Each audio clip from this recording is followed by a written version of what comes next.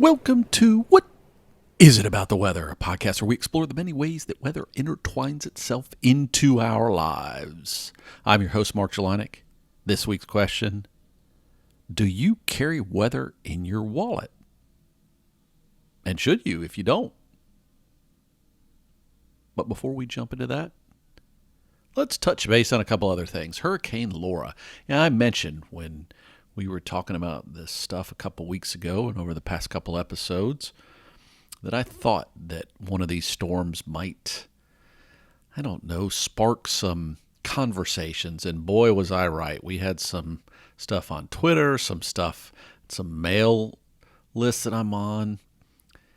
And I'm always intrigued, what is it going to be? What's the topic that's going to finally push people into, going from, what's the tipping point going to be? And this one was about hurricane intensities and storm surge specifically. As everyone probably realizes, there's a lot of focus when you're looking at news reports about wind speeds associated with tropical cyclones. But in the end, it's not the wind itself that tends to do the most damage. There are exceptions to that, of course.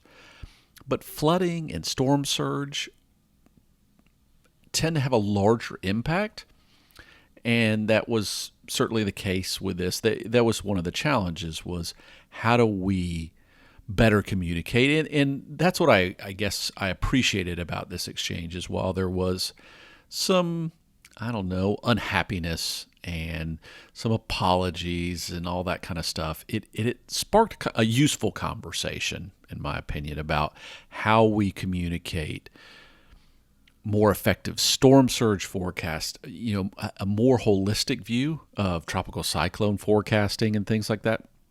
Any case, wasn't surprised that it happened, and it most certainly did. And always looking for positive outcomes. And I did see some ways that people coming at it from different perspectives, because anytime you look at something like a tropical cyclone, you got different people thinking about it, whether it's a meteorologist, whether it's an emergency manager, whether it's, somebody that lives in the vicinity, and all these different views of the same information that's being shared are useful, right? And trying to look at that information and determine how we get from point A to point B, which is data coming out of, let's say, a forecasting model, to someone making a decision. As you've heard me say before, what matters the most is how effective a decision can someone make with the data that's presented, and realizing the fact that there's no such thing as a single forecast for a given location, that everything's about probabilities and understanding those, but they've still got to be something that people can act around. So I don't know. Maybe we'll do a follow-up someday. This could be a good case study, and we'll see what comes of it. I like to think when I see these exchanges that they lead to improvements. We'll see if that translates into reality, though. Now, the other thing this past week that happened, here in the U.S., we had some incredible shifts in weather. We've been experiencing in the western part of the country some very extreme levels of heat, on the order of, in places that really don't see these sort of numbers, triple-digit Fahrenheit temperatures, right? Or let's say 38 C, 100 Fahrenheit. And then 2 days later, less than 48 hours later, measurable snow. Now think about that, right? You may even be in a location that you don't have air conditioning because it's so unusual to have these kind of temperatures. And then the next thing you know, you got to get out shoes that can slosh through the snow. Granted, this was not feet of snow. It wasn't snow that was going to necessarily stick around. But the fact that we went from one extreme to the other, it's pretty incredible. Pretty incredible. All right, let's jump onto this main story.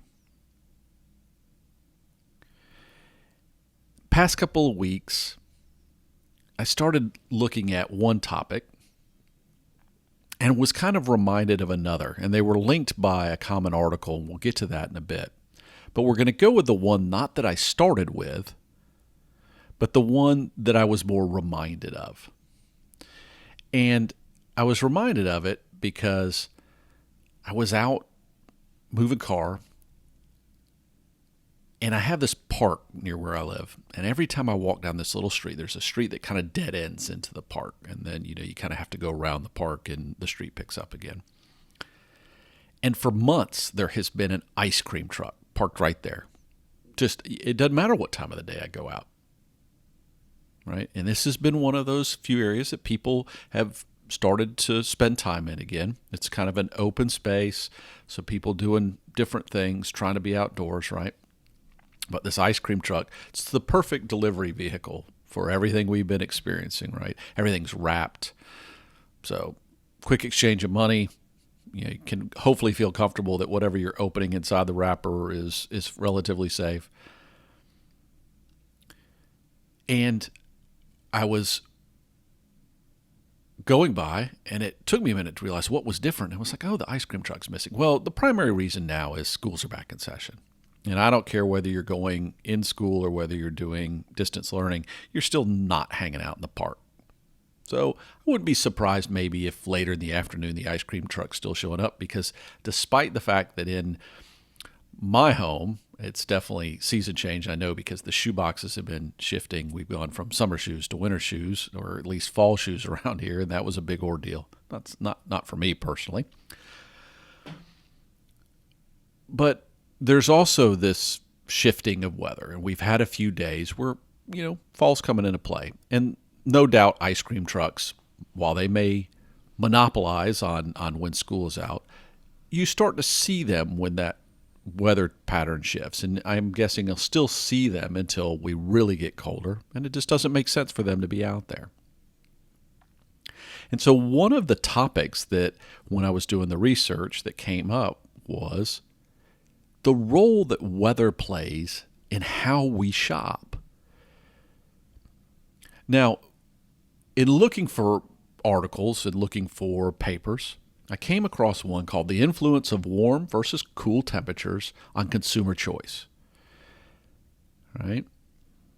And that paper was referenced in some other papers, which is kind of how I came across it. But there was a follow-on to that that's called Warmer or Cooler, the Influence on Ambient Temperature on Complex Choices. And both of these things had more to do with shopping. So that's where we're going to talk about today. And the role that weather plays in our shopping choices. Now, specifically here, we're going to narrow down the range and talk about temperature only. I don't think that the reality is that simple. Right? I believe that if you think about weather, you've got to consider all of it, right? It's really just not how we go about it. Whether it's snowy or raining or very windy or a sunny day versus a cloudy day, all those things probably have to do with weather's influence on how we shop.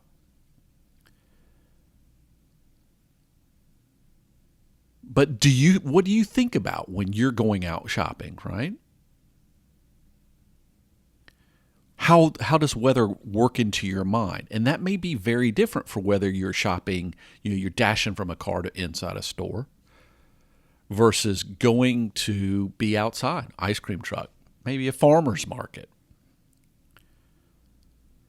So weather may be more influential in those cases, but I think what's interesting here is when we think about inside spaces, temperature tends to be the one, if you will, weather type of element that's still sort of regulated one way or another. And that's why I want to focus on it, because I think it's an interesting idea that weather, even in a controlled environment, I realize it's not weather per se, but temperature, it's an element of weather, can influence us no matter what shopping environment we're in.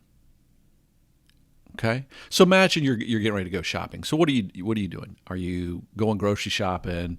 Maybe it's a single item you're looking for. So maybe you're making a list of things you need, a big long grocery list. Or maybe you're just going shopping with a general idea. You got a few things to pick up, but it's not specific things or specific items, or maybe it doesn't matter what brand it is. Or maybe you're just going shopping. Some people do that. Some people like to shop. Not my thing, generally speaking, but I've done it from time to time.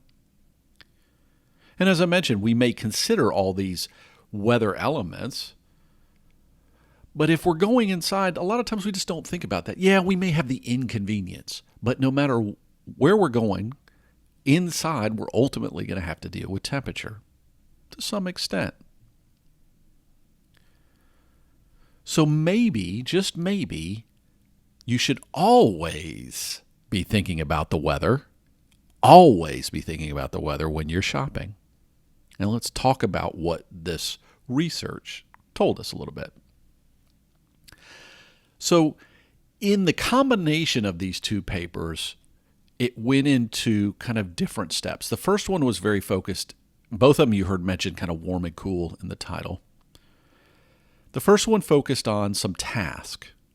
And what it's really trying to do is understand when we've got this set of basic tasks that we do we perform it better when it's cooler versus warmer? And again, these were more of if you will, regulated temperatures. So we may still have like a 10 degree Fahrenheit or a 5 degree C range. But even within that tight range, there was some interesting findings. Generally speaking, colder is better for simple product decisions or quick decisions. Like, do I want to pick X versus Y? Maybe I know what I'm looking for. I'm looking for a specific type of food. Or maybe it's whatever product you want to throw it out to. You're going into a tech store and you're getting something very basic, right? But it's not something that you really need to think about. It's a cable, it's a mouse. I don't know what it is, right? Or you're going into a clothing store and you just need to pick up some shorts and it's down to, what color is it going to be? Or do you need the elastic band versus not? But anything that doesn't involve too many choices, cold is better. Want to make a quick choice, gonna do it in a hurry. Right? But it also, that same idea plays in to impulse buys. And this happened to me today. So if any of you ever go to Costco, I was in a Costco today, they have these cooler sections. There are not many of them, but a couple of them. One tends to be in the dairy, but the other one tends to be in kind of a produce section. And I go in there, and it's always really cold, right? And so I go in there, and I want to make quick decisions. And as an example, this I'll give you one. Mushrooms. Do you get regular or portobello? Because they have the mini portobello. So it's one versus the other. And I'm looking at these things today, and I'm like, bam, I just pick one, right? Now, I didn't really want to take time to think about what recipes I might use them in and how the flavors might be different. It was like, pick one, that's what I'm going to go with. So cooler weather tends to put us in that state where we want to make more of a snap decision. And we're good at, if there's only a few things in that chain of decision making that we want to get through. But as we get warmer, as the environment gets warmer, the interesting thing about this paper and the terminology, I don't want to use necessarily their terminology because it's geared to the type of research they were doing. But more or less, they talk about how we kind of expend a bit more of our cognitive resources the warmer it gets. So we tend to avoid that kind of stuff. We don't want to do anything too complex the warmer it gets. So if you want to have people stick with the same brands they know, or you don't want to make decisions, you're more likely to stick with things that you already are familiar with when it's a bit warmer in the shopping environment, right? So let me give you an example. Let's say that a store makes more money on brands that have more margin in them, but they're bigger name brands, right? They're not the generic brands. They may want to keep their store a little warmer, a little more relaxed, a little more islandy, if you will. If they don't want you to change your mind about which brand you're using, right? So as we talked about before, if I'm looking to get you to switch, I may want it slightly cooler where you are. If I want you to buy the same things as always, yeah, we know that one. Buy it, get it. Don't even look at the price, right? You see it on the shelf, you just get it. You don't even ponder whether it's the right deal or not. You just sort of pick it up.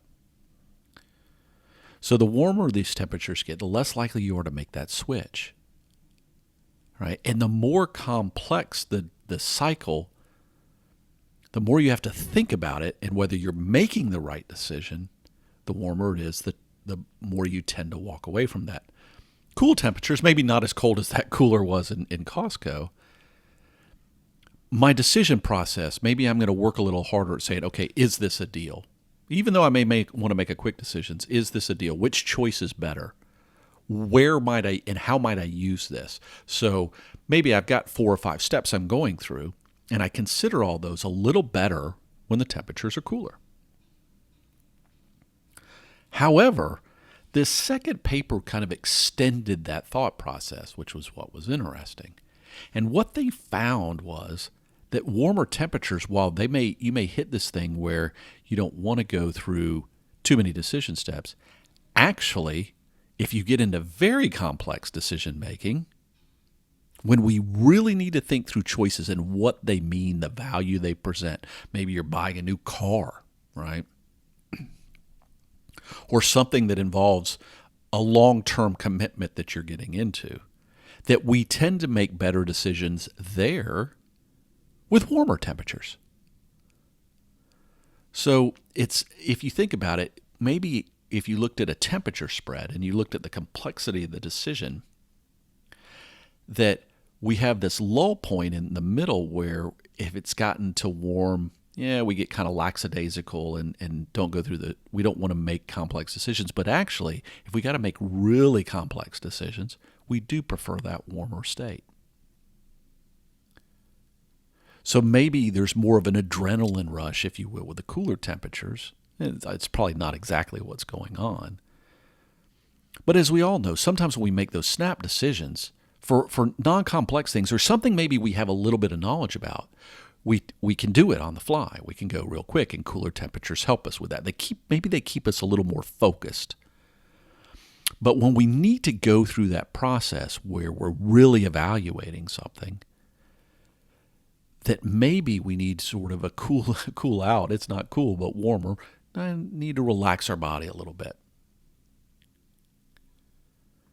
So with cool temps, we're better to a point, but as that decision-making gets more complex, warmer actually helps us out.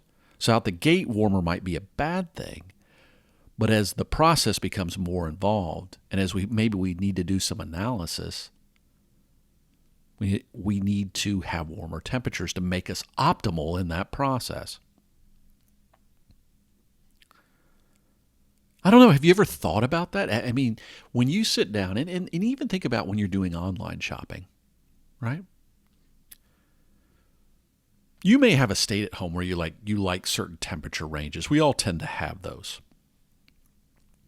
But do you find yourself going to shopping more or doing different types of shopping depending on how the temperature range is in your own home? Maybe you should. Maybe if you need to make a bunch of quick decisions, you should really open the windows if it's a fall day, or open the door, or crank the AC for a couple of minutes. Or vice versa, get under a blanket if you need it to be a little warmer, if you're really going to make complex decisions. I'd never really thought about that. But it's interesting to me how even in a narrow temperature range, right, that temperature can influence how effective we are in decision making and the type of decision making we like to do. And this can work both ways. So I don't want this just to be about us consumers. If you sell things, right? If you sell things where you want people to make a shift or make a fairly, impulse decision, maybe cooler is better, particularly if you want them to make a change. However, if you want people to keep buying your brand and you're not trying to convert customers, but you're trying to keep customers, maybe they do in the Apple store. I don't know. Maybe they keep it a little warmer because they want everybody to stay happy with Apple. I don't know. Never really thought about it. Maybe I'll start carrying a thermometer around and make measurements when I go into stores and see if any of this holds true.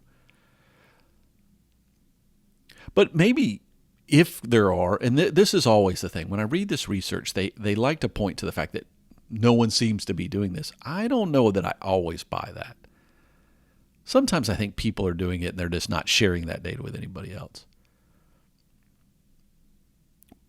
the next time maybe that you notice the temperatures are out of whack to what you would have expected, look at what they're trying to sell you, if it is more of a specialty store or if it's a section of a store even. Maybe they have the fans blowing a little more in a given area, just to give you the sense that it's cooling off. And one of the interesting things that they found with this stuff is sometimes you can do it with suggestive temperatures. So let's say you need to make a complex decision in front of your computer, very complex, a lot of things to consider.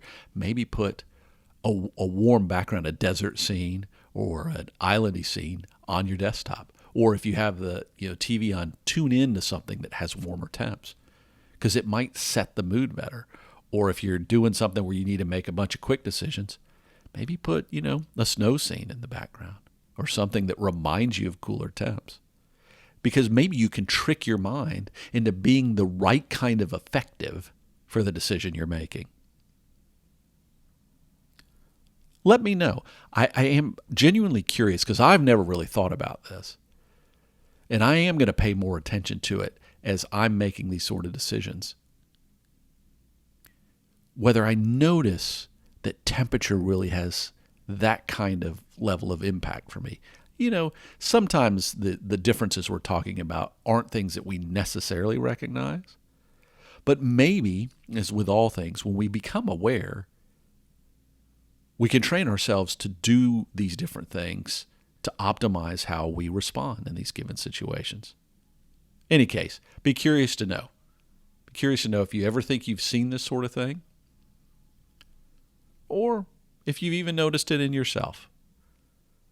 What is it about the weather at gmail.com? Well, of course, you can do what is it about the weather at Twitter. Just let me know.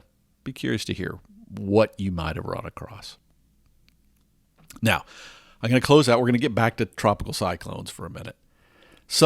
I get this all the time, which is we're about at, in the Atlantic Basin, we're having a very active season. And we've just, in the last, I think yesterday maybe, is the traditional peak of the season, like with the most activity. Now, do keep in mind that both sides don't look the same. We have a very sharp ramp up in late August and early September, and it's more of a lag drop off for the end of the season. And given that, we only have 4 letters left. All right. The next storm is named Sally. Who names a tropical cyclone Sally? I sometimes I wonder where these names, the ones they decide on, some of them make a lot of sense to me, but Sally just doesn't sound like a tropical cyclone. I hope she ends up being very happy. Maybe she'll be a fish storm and to stay out there in the middle of the ocean. And there's one about to form that maybe that'll be Sally. But 4 more letters, S, T, I think V and W are the only ones that are left in the alphabet. Then we go to Greek letters. And in the conversations of all this stuff I was talking to you about, we go to Greek letters here in our basin. So alpha, beta, all these things. You go through the Greek alphabet. And their point was, we retire storm names for storms that are very impactful. We were just talking about Laura. Thankfully, from a loss of life standpoint, the numbers for all loss of life has been relatively low for the magnitude of the storm, less than 100 people. It's very unfortunate that anybody loses their lives in these sort of things. But given how powerful the storm was, it ended up crossing, for instance, the U.S. border in a relatively low population area. A lot of the deaths occurred in Haiti. People didn't even think about this as the storm went over Hispaniola. But can you imagine that was their point? We might have to, given how early we're getting there this year, retire a Greek letter. And that's what I'm saying. These Greek letters are only used when we run out. Now, that said, this doesn't tend to happen very often. But the point was that maybe we should have a secondary list of names, right, that we go to if we get through the first round. Could we do that? Sure. It will be interesting to see if we get a Greek letter storm that's strong enough that it has to be retired, because that would be a first as far as I know. But just so you know, if you start hearing storms with Greek letter names, that's why, because we've run through the first set of names in the alphabet. All right. Now, next time, we are going to hit that other topic that I mentioned, which is about weather and alertness. And you can kind of imagine with some of the things I've said how that's going to play out, but look to that for next week. But until then, and as you're out doing your fall shopping, whether it's back to school, whether it's just enjoying, that season when we tend to start thinking about end of year holidays and all that kind of stuff. It tends to be kind of a shoppy sort of, month or so between mid-August and mid-September. And while you're doing that, you're thinking about how the temperatures are influencing your decision-making process. Don't ever forget, there's much more to weather than the weather itself.